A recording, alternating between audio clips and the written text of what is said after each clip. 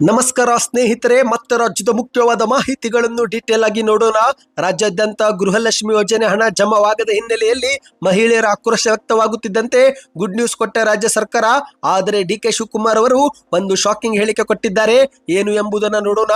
ಮತ್ತೊಂದೆಡೆಯಲ್ಲಿ ಮಹಿಳೆಯರಿಗೆ ಉಚಿತ ಪ್ರಯಾಣ ಅವಕಾಶ ಮಾಡಿಕೊಟ್ಟ ಸರ್ಕಾರ ಪುರುಷರ ಕಷ್ಟವನ್ನ ಅರ್ಥ ಮಾಡಿಕೊಂಡು ಪುರುಷರಿಗೂ ಕೂಡ ಗುಡ್ ನ್ಯೂಸ್ ಕೊಟ್ಟಿದೆ. ಕೆಎಸ್ಆರ್ಟಿಸಿಯಿಂದ ಹೊಸ ನಿಯಮ, ಎಲ್ಲ ಮಾಹಿತಿ ನೋಡೋಣ ಸ್ನೇಹಿತರೆ. ಮತ್ತೊಂದೆಡೆಯಲ್ಲಿ ನನ್ನ ಆರೋಗ್ಯ ಗಟ್ಟಿಯಾಗಿದೆ, ಇನ್ನು 8 ವರ್ಷ ರಾಜಕೀಯದಲ್ಲಿ ಇರುತ್ತೇನೆ, ನನ್ನ ನಾಯಕತ್ವದಲ್ಲೇ ಮುಂದಿನ ಚುನಾವಣೆ ನಡೆಯುತ್ತೆ ಎಂದು ಡಿ.ಕೆ. ಶಿವಕುಮಾರ್ ಅವರು ಮಾಧ್ಯಮಗಳ ಮುಂದೆ ಶಾಕಿಂಗ್ ಹೇಳಿಕೆ ಕೊಟ್ಟಿದ್ದಾರೆ. ಮತ್ತೊಂದೆಡೆಯಲ್ಲಿ ಏಪ್ರಿಲ್ ತಿಂಗಳಲ್ಲಿ ಸಿದ್ದರಾಮಯ್ಯನವರ ರಾಜೀನಾಮೆ, ಸಚಿವೆ ಲಕ್ಷ್ಮಿ ಹೆಬ್ಬಾಳ್ಕರ್ ಮುಂದಿನ ಮುಖ್ಯಮಂತ್ರಿ ಎಂದು ಪ್ರಶಾಂತ್ ಕಿಣಿ ಅವರು ಭವಿಷ್ಯ ನುಡಿದಿದ್ದಾರೆ. ಏನಿದು ಮಾಹಿತಿ ನೋಡೋಣ ಸ್ನೇಹಿತರೆ. ಮತ್ತೊಂದೆಡೆಯಲ್ಲಿ ಶ್ರೀಮಂತರಿಗೆಲ್ಲ ಗ್ಯಾರಂಟಿ, ಬಡವರಿಗಾಗಿ ಗ್ಯಾರಂಟಿ ಘೋಷಣೆ ಮಾಡಿದ್ದೇವೆ ಎಂದು ಎಂ.ಬಿ. ಪಾಟೀಲ್ ಅವರು ಮತ್ತೊಂದು ಹೇಳಿಕೆ ಕೊಟ್ಟಿದ್ದಾರೆ. ಎಲ್ಲ ಮಾಹಿತಿಗಳನ್ನು ಡೀಟೇಲ್ ಆಗಿ ನೋಡ್ತಾ ಹೋಗೋಣ. ಅದಕ್ಕಿಂತ ಮೊದಲು ದಯವಿಟ್ಟು ಸ್ನೇಹಿತರೆ, ನೀವು ನಮ್ಮ ಚಾನಲ್ಗೆ ಇದುವರೆಗೆ ಸಬ್ಸ್ಕ್ರೈಬ್ ಆಗಿಲ್ಲವೆಂದ್ರೆ ಕೆಳಗೆ ಕಾಣುವ ಸಬ್ಸ್ಕ್ರೈಬ್ ಬಟನ್ ಕ್ಲಿಕ್ ಮಾಡಿ, ಪಕ್ಕದಲ್ಲಿ ಗಂಟೆ ಕಾಣಿಸುತ್ತೆ ಅದು ಕೂಡ ಒತ್ತಿದ್ರೆ ರಾಜ್ಯದಲ್ಲಿ ಆಗು ಹೋಗುವ ಎಲ್ಲ ಮಾಹಿತಿಗಳು ನಿಮಗೆ ಸಿಗುತ್ತವೆ. ಈ ಒಂದು ವಿಡಿಯೋಗೆ ಲೈಕ್ ಮಾಡ್ತಾ ವಿಡಿಯೋನ ಪೂರ್ತಿಯಾಗಿ ನೋಡಿ. ಬನ್ನಿ ಸ್ನೇಹಿತರೆ, ಮೊದಲನೇ ಮುಖ್ಯವಾದ ಮಾಹಿತಿ ಏನು ಎಂಬುದನ್ನು ನೋಡೋಣ. ಇಂದು ರಾಜ್ಯದ ಕಾಂಗ್ರೆಸ್ ಸರ್ಕಾರವು ಗೃಹಲಕ್ಷ್ಮಿ ಯೋಜನೆ ಮೂಲಕ ಪ್ರತಿ ತಿಂಗಳು ಮಹಿಳೆಯರಿಗೆ ಸರಿಯಾದ ಸಮಯಕ್ಕೆ 2,000 ರೂಪಾಯಿ ಜಮಾ ಮಾಡುತ್ತಿತ್ತು.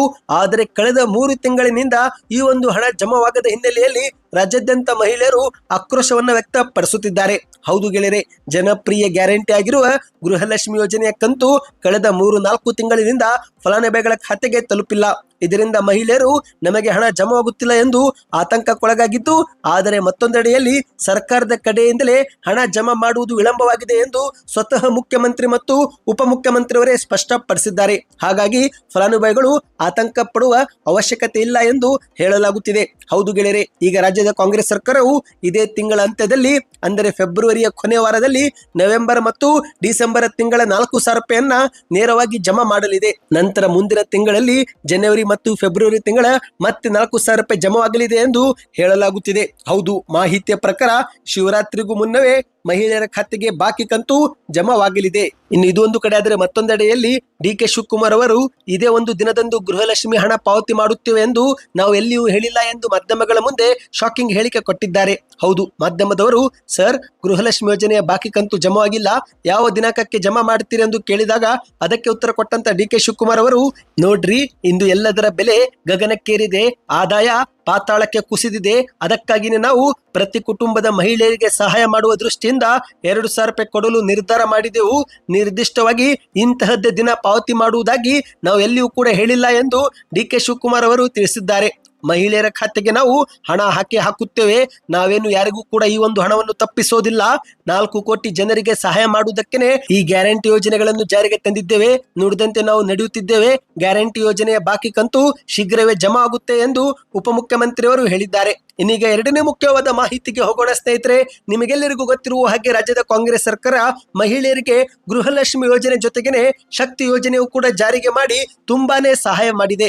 ಹೌದು, ರಾಜ್ಯಾದ್ಯಂತ ಮಹಿಳೆಯರು ಎಲ್ಲಿ ಬೇಕಾದ್ರೂ ಉಚಿತವಾಗಿ ಪ್ರಯಾಣ ಮಾಡಬಹುದು. ಇದರಿಂದ ರಾಜ್ಯದ ಮಹಿಳೆಯರಿಗೆ ತುಂಬಾನೇ ಸಹಾಯಕವಾಗಿದೆ. ಆದರೆ ಮತ್ತೊಂದು ಕಡೆ ನೋಡಿದಾಗ ಶಾಲಾ ಕಾಲೇಜು ವಿದ್ಯಾರ್ಥಿಗಳಿಗೆ, ವಯಸ್ಕರಿಗೆ, ಹಿರಿಯ ನಾಗರಿಕರು, ಪುರುಷರು ಸೇರಿದಂತೆ ಹಲವರಿಗೆ ಸಮಸ್ಯೆಯೂ ಕೂಡ ಉಂಟಾಗಿದೆ. ಅದಕ್ಕಾಗಿಯೇ ಈಗ ಕೆಎಸ್ಆರ್ಟಿಸಿ ಒಂದು ಹೊಸ ಸೂಚನೆ ಬಿಡುಗಡೆ ಮಾಡಿದೆ. ಹೌದು ಗೆಳೆಯರೆ, ಅದೇನೆಂದ್ರೆ ಇನ್ನು ಮುಂದೆ ಪುರುಷರಿಗೆ ಮೀಸಲ್ಪಟ್ಟ ಸೀಟಿನಲ್ಲಿ ಪುರುಷರೇ ಕುಳಿತುಕೊಳ್ಳಬೇಕು ಎಂದು ಕೆಎಸ್ಆರ್ಟಿಸಿ ಸೂಚನೆ ಕೊಟ್ಟಿದೆ. ಹೌದು, ಮೊದಲ ಹಂತದಲ್ಲಿ ಮೈಸೂರು ಕೆಎಸ್ಆರ್ಟಿಸಿ ಈ ಒಂದು ವಿಶೇಷ ಸೂಚನೆಯನ್ನ ಹೊರಡಿಸಿದೆ ಸ್ನೇಹಿತರೆ. ಇನ್ನು ಮುಂದೆ ಪುರುಷರಿಗೆ ಮೀಸಲಿರುವ ಸೀಟ್ನಲ್ಲಿ ಪುರುಷರೇ ಕುಳಿತುಕೊಳ್ಳುವಂತೆ ನೋಡಿಕೊಳ್ಳಿ ಎಂದು ಸಿಬ್ಬಂದಿಗಳಿಗೆ ಮೈಸೂರಿನ ಕೆಎಸ್ಆರ್ಟಿಸಿ ವಿಶೇಷ ಸೂಚನೆ ಹೊರಡಿಸಿದೆ.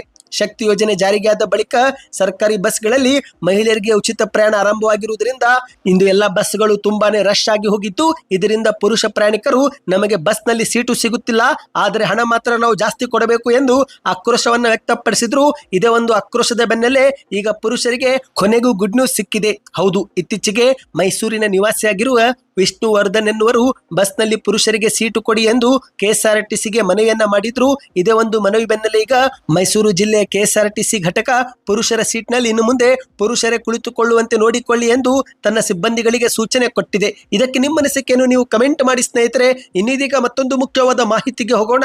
ನನ್ನ ಆರೋಗ್ಯ ಗಟ್ಟಿಯಾಗಿದೆ, ಮುಂದಿನ 8-10 ವರ್ಷ ನಾನು ರಾಜಕೀಯದಲ್ಲಿ ಇರುತ್ತೇನೆ, ನನ್ನ ನಾಯಕತ್ವದಲ್ಲೇ ಮುಂದಿನ ಚುನಾವಣೆ ನಡೆಯುತ್ತೆ ಎಂದು ಡಿ.ಕೆ. ಶಿವಕುಮಾರ್ ಅವರು ಒಂದು ಹೊಸ ಬಾಣವನ್ನ ಬಿಟ್ಟಿದ್ದಾರೆ. ಹೌದು, ಇತ್ತೀಚೆಗೆ ಬೆಂಗಳೂರು ಅರಮನೆ ಮೈದಾನದಲ್ಲಿ ನಡೆದಂತ ರಾಜ್ಯ ಸರ್ಕಾರಿ ನೌಕರರ ಸಂಘದ ಪದಾಧಿಕಾರಿಗಳ ಸಮಾವೇಶದಲ್ಲಿ ಡಿ.ಕೆ. ಶಿವಕುಮಾರ್ ಅವರು ಈ ಒಂದು ಮಾತನಾಡಿದ್ದಾರೆ. ಕಾಂಗ್ರೆಸ್ ಪಕ್ಷದ ಪ್ರಣಾಳಿಕೆಯಲ್ಲಿ OPS ಬಗ್ಗೆ ನಾವು ಭರವಸೆ ನೀಡಿದ್ದೆವು, ಅದರಂತೆ ಅದನ್ನ ಜಾರಿಗೆ ತರಲು ನಾವು ಬದ್ಧರಾಗಿದ್ದೇವೆ. ನೀವು ಬಿಟ್ಟರು ಈ ಒಂದು ವಿಚಾರವನ್ನ ನಾವು ಬಿಡುವುದಿಲ್ಲ, ಸ್ವಲ್ಪ ತಾಳ್ಮೆಯಿಂದ ಇರಿ ಎಂದು ಡಿ.ಕೆ. ಶಿವಕುಮಾರ್ ಅವರು ಮನವಿ ಮಾಡಿದ್ದಾರೆ.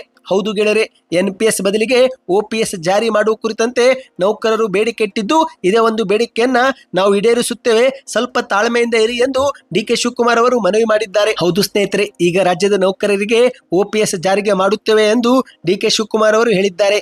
OPS ಅಂದ್ರೆ ಹಳೆ ಪಿಂಚಣಿ. ಹೌದು, ಹಳೆ ಪಿಂಚಣಿ ವ್ಯವಸ್ಥೆಯನ್ನ ಮತ್ತೆ ರಾಜ್ಯದಲ್ಲಿ ಜಾರಿಗೆ ತರುವಂತೆ ಡಿ.ಕೆ. ಶಿವಕುಮಾರ್ ಅವರು ಭರವಸೆ ಕೊಡುತ್ತಿದ್ದಂತೆ ನೌಕರರು ಡಿಕೆ ಎಂದು ಘೋಷಣೆ ಕೂಗಿದ್ದಾರೆ. ಆಗ ಮತ್ತೆ ಮುಂದುವರೆದು ಮಾತನಾಡಿದಂತ ಡಿ.ಕೆ. ಶಿವಕುಮಾರ್ ಅವರು, ನಾನು ಇನ್ನು 8-10 ವರ್ಷ ಎಲ್ಲೂ ಕೂಡ ಬಿಟ್ಟು ಹೋಗೋದಿಲ್ಲ, ನನ್ನ ಆರೋಗ್ಯ ಇನ್ನೂ ಗಟ್ಟಿಯಾಗಿದೆ, ನನ್ನ ಮೇಲೆ ನೀವು ನಂಬಿಕೆ ಇಡಿ ಎಂದು ಹೇಳಿಕೆಯನ್ನ ಕೊಟ್ಟಿದ್ದಾರೆ.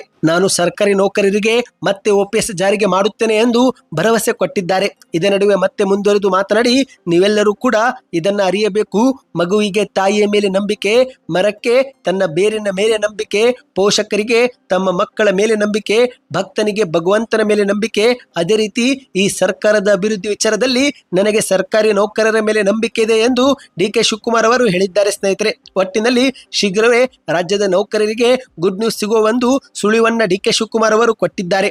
ಇನ್ನೀಗ ಮತ್ತೊಂದು ಮುಖ್ಯವಾದ ಮಾಹಿತಿಗೆ ಹೋಗೋಣ. ಅದಕ್ಕಿಂತ ಮೊದಲು ದಯವಿಟ್ಟು ವಿಡಿಯೋ ಇಷ್ಟವಾಗುತ್ತಿದ್ರೆ ಲೈಕ್ ಮಾಡಿ, ನಮ್ಮ ಚಾನಲ್ಗೂ ಕೂಡ ಸಬ್ಸ್ಕ್ರೈಬ್ ಮಾಡಿ.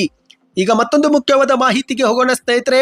ಇತ್ತೀಚೆಗೆ ನಡೆದಂತ ದೆಹಲಿಯ ವಿಧಾನಸಭಾ ಚುನಾವಣೆಯಲ್ಲಿ 27 ವರ್ಷದ ಬಳಿಕ ಬಿಜೆಪಿ ಗೆಲುವು ಸಾಧಿಸಿದೆ. ಇದೇ ನಡುವೆ ಈಗ ದೆಹಲಿಯ ಮುಖ್ಯಮಂತ್ರಿಯೂ ಕೂಡ ಘೋಷಣೆ ಮಾಡಲಾಗಿದೆ.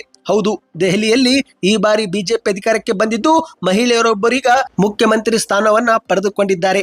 ಹೌದು, ರೇಖಾ ಗುಪ್ತಾ ಎನ್ನುವರು ದೆಹಲಿಯ ನೂತನ ಮುಖ್ಯಮಂತ್ರಿಯಾಗಿ ಆಯ್ಕೆಯಾಗಿದ್ದಾರೆ.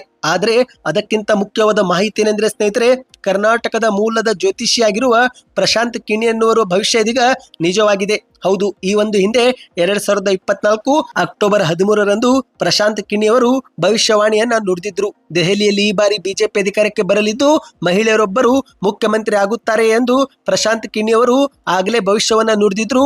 ಈ ಒಂದು ಭವಿಷ್ಯ ಇದೀಗ ನಿಜವಾಗಿದೆ.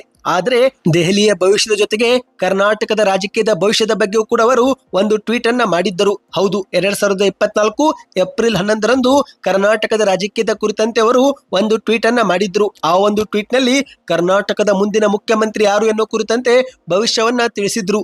2025 ಏಪ್ರಿಲ್ ತಿಂಗಳಲ್ಲಿ ಸಿದ್ದರಾಮಯ್ಯನವರು ಮುಖ್ಯಮಂತ್ರಿ ಸ್ಥಾನಕ್ಕೆ ರಾಜೀನಾಮೆ ಕೊಡ್ತಾರೆ, ಕರ್ನಾಟಕದಿಂದ ಒಂದು ಮಹಿಳೆ ಮುಖ್ಯಮಂತ್ರಿ ಆಗುವ ಸಾಧ್ಯತೆ ಇದೆ, ಲಕ್ಷ್ಮಿ ಹೆಬ್ಬಾಳ್ಕರ್ ಕರ್ನಾಟಕದ ಮುಂದಿನ ಮುಖ್ಯಮಂತ್ರಿ ಆಗಬಹುದು ಎಂದು ಅವರು ಟ್ವೀಟ್ ನಲ್ಲಿ ಬರೆದುಕೊಂಡಿದ್ದಾರೆ.